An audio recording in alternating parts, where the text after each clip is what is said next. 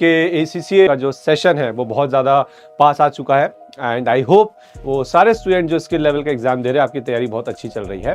आज के इस वीडियो में मैं आपको स्किल लेवल के जो एक सब्जेक्ट है, बहुत ही इंपॉर्टेंट सब्जेक्ट है जिसका नाम है फाइनेंशियल रिपोर्टिंग, उसके अंदर कौन से ऐसे चैप्टर्स हैं इंपॉर्टेंट जिसको करने से आप अपने रिक्वायर्ड मिनिमम 50% मार्क्स स्कोर कर सकते हो और अपने एग्जाम में पास हो सकते हो। अगर अच्छे से करते हो मेरे बताए गए टॉपिक को तो सिर्फ 50% तो मैं मिनिमम बता रहा हूं, आप 60-70% तक स्कोर कर सकते हो। तो चलिए वीडियो को स्टार्ट करते हैं और देखते हैं उन इंपॉर्टेंट टॉपिक्स को।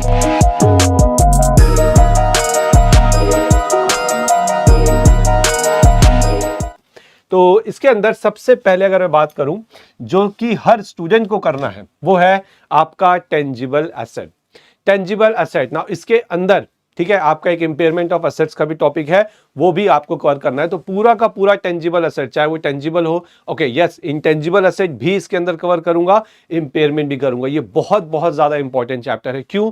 क्योंकि चाहे एमसीक्यूज हो, ठीक है, चाहे डिस्क्रिप्टिव क्वेश्चन के अंदर जो सिंगल एंटिटी का क्वेश्चन होता है वो हो, हर जगह आपको ये जरूर मिलने वाला है। उम्मीद बहुत ज्यादा है, तो इस चैप्टर को तो आपको बिल्कुल भी नहीं छोड़ना है कंप्लीट, ठीक है। उसके बाद बात करते हैं एक ऐसा चैप्टर जो बहुत से स्टूडेंट्स को पसंद नहीं होता है, फाइनेंशियल इंस्ट्रूमेंट्स।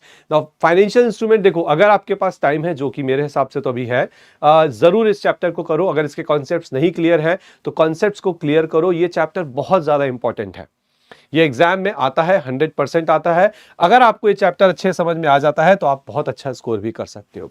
तीसरे चैप्टर की बात करूं तो वो है आपका रेवेन्यू रिकॉग्निशन।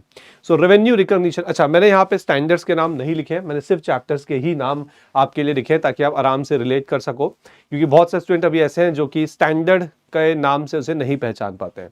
तो revenue recognition another very very important chapter आपके एग्जाम के लिए। और फिर आता है एक छोटा सा चैप्टर जो कि गवर्नमेंट ग्रांट्स, बहुत ही छोटा और बहुत ही आसान चैप्टर है, लेकिन एग्जाम में कहीं ना कहीं आपको इसका पॉइंट देखने को मिल सकता है।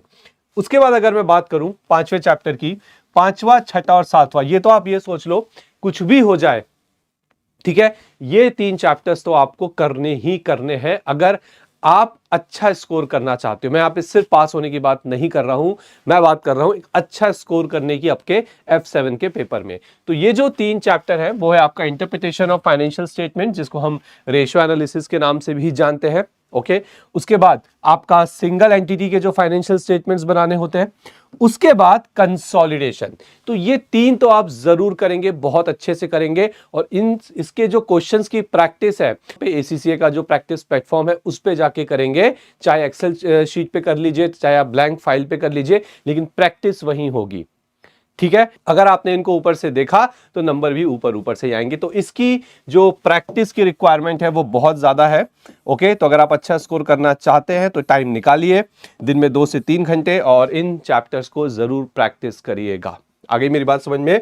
आई होप आपने सारे चैप्टर्स के नाम अपनी नोटबुक में लिख लिया है। तो कुछ भी हो जाए, जो चैप्टर्स मैंने आपको बताए हैं सबसे पहले आपको वही चैप्टर्स यहां पे कवर करने हैं, बाकी आप उसके बाद कर लीजिए, there is no problem, okay. So I hope आपको ये चीज समझ में आ गई, अच्छे से क्लियर हो चुकी है। मिलते हैं नेक्स्ट वीडियो में अगले टॉपिक के साथ। Thank you very much.